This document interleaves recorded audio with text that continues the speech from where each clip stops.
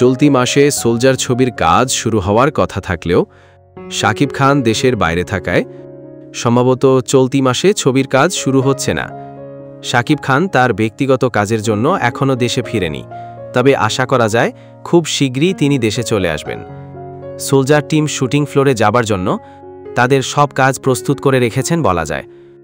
সবকিছু ঠিক থাকলে হয়তো আগামী মাসে সোলজার টিম শুটিং ফ্লোরে যাবে।